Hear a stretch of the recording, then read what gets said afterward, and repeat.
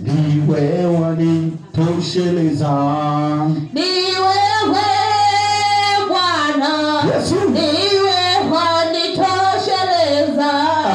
Ni wewe maishani mwangu. Ni wewe wanitosheleza.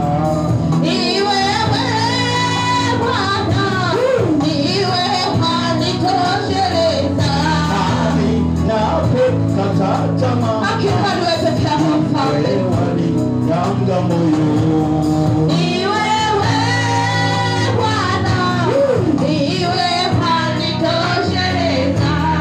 Maishani mwangu mote. Ni wewe wanitosheleza. Ni wewe Bwana. Ni wewe wanitosheleza. Napo mimi ni wewe wanikupatia. Ni wewe Bwana. Ni wewe wanitosheleza. Ni wewe peke yako. Ni wewe wanitosheleza. Ni wewe Bwana. Ni wewe wanitosheleza. Amen. Nyosha kama na tatu za nguvu. Moja. Amen. Keti kwenye kiti chako. Bwana Yesu apewe sifa. Bwana Yesu asifiwe sana. Amen. Una amani. Amina. Anajua kwamba Mungu ataenda kukusaidia. Amen. Amina. Pale ulipokata tamaa, pale uliposhindwa, ipo nguvu ambayo inaweza kukufanya unasimama tena. Amen. Amina. Basi wakati huu tutaenda kujifunza somo linasema nguvu ya kushinda mambo magumu. Bwana Yesu apewe sifa. Nguvu ya kushinda mambo magumu.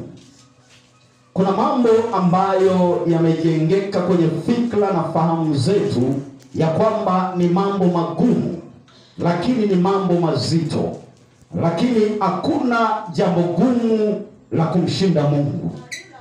Bali kinachotusumbua na kututesa vile namna tunavyofikiri na kuwaza. Bwana Yesu apewe sifa. Kuna majira inaweza kutokea jambo kwenye maisha yako. Wakati ambapo linatokea hilo jambo, kwa namna unavyolitazama ndivyo unavyoona kuwa jambo hili ni kubwa sana. Bwana Yesu apewe sifa. Amina. Basi majira haya tutasoma Biblia katika kitabu kile cha Wakorinto wa pili sura yake ya 10. Wakorinto wa pili sura yake ya 10 mstari ule wa 3 hadi wa 5. Wakorinto wa pili sura ya 10 mstari wa 3 hadi wa 5. Aliyepata anaweza kupasoma. Wakorinto wa pili sura ya 10 mstari wa 3 hadi wa 5. Inasema, maana ingawa tunaenenda katika mwili, tunafanya mambo yetu katika mwili, hatufanyi vita kwa sababu ya jinsi ya mwili.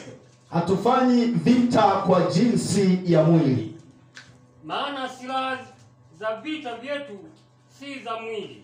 Maana silaha za vita vyetu si vya mwili, bali zina uwezo katika Mungu hata kuangusha ngome. Bali zina uwezo katika Mungu hata kuangusha ngome. Ukiangusha mawazo na kila kitu kilichoinuka. Tukiangusha mawazo na kila kitu kinachojiinusha, kijiinuacho juu ya elimu ya Mungu. Kile ambacho kinajiinua juu ya elimu ya Mungu. Na tukiteka nyaraka kila fikra zipate kumtii Kristo. Na tukiteka nyara kila fikra zipate kumtii nani? Kristo. Tena tukiwa tayari kupatiliza maasi yote. Tena tukiwa tayari kuyatupilia mbali, kuyaadhibu yale maasi yote. Kutii kwenu kutakapotimia. Yaangalieni yaliyo mbele ya macho yenu. Kutii kwenu kutakapotimia, yaangalieni yaliyo mbele ya macho yenu. Bwana pewe sifa. Amina. Kuna majira, kuna mambo ambayo ukiyatazama kwa fikra, ukiyatazama kwa mawazo, ukiyatazama kwa macho ya damu na nyama, ni mambo ambayo magumu kwenye fikra za kawaida, majibu yake huwezi kuyapata. Halo? Amina. Lakini hayo ndiyo mambo magumu ambayo yanapaswa kuangushwa, yaliyosimama kama mlima mrefu kwenye maisha yako. Je, ni lipi ambalo linasimama kama jambo gumu, linalosimama kama mlima mrefu unaoshikilia hatima ya maisha yako? Bwana pewe sifa. Amina. Bwana Yesu asifiwe sana. Amen. Kichwa chetu kinatuambiaje? Nguvu ya kushinda na Nguvu ya kushinda mambo magumu. Bwana pewe sifa. Amina. Kuna mambo ambayo kwenye maisha yako wewe unajua, unatambua ya kwamba jambo fulani ni jambo gumu. Halo? Amina. Lakini jambo fulani unajua ya kwamba nikimwomba Mungu huenda ikawa ni vyepesi sana kwa ajili ya kupata matokeo. Halo? Amina. Asa tunatakiwa tumwambie Mungu wa mambo magumu, Mungu anayegawanya bahari, Mungu ambaye anatoa maji mwambani, ayaharibu hayo mambo magumu ambayo yanasimama kwenye uwezo wa maisha yako. Amina. Halo? Amen. Tusomee Wafilipi 4. Wafilipi 4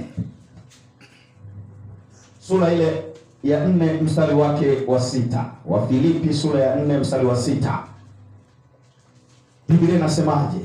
Msijisumbue kwa neno lolote, Katika kila jambo wala usijisumbue, bali katika kila neno kwa kusali na kuomba. bali katika kila neno kwa kusali na kuomba. Bwana pewe sifa. Amina. Bwana Yesu asifiwe sana. Amen. Anasema usijisumbue kwa neno Lolote, wala kwa jambo, lolote, bali kwa kila jambo, kwa kila neno kwa kusali na kuomba. Bwana Yesu apewe sifa. Amina. Kuna milima au kuna mambo magumu ambayo yamesimama kwenye maisha yetu, wakati mwingine yanatukatisha tamaa ya kuendelea, lakini katika hayo mambo unapaswa uvuke kifikra, Amina. uvunje hizo ngome. Amen. Halo? Amina.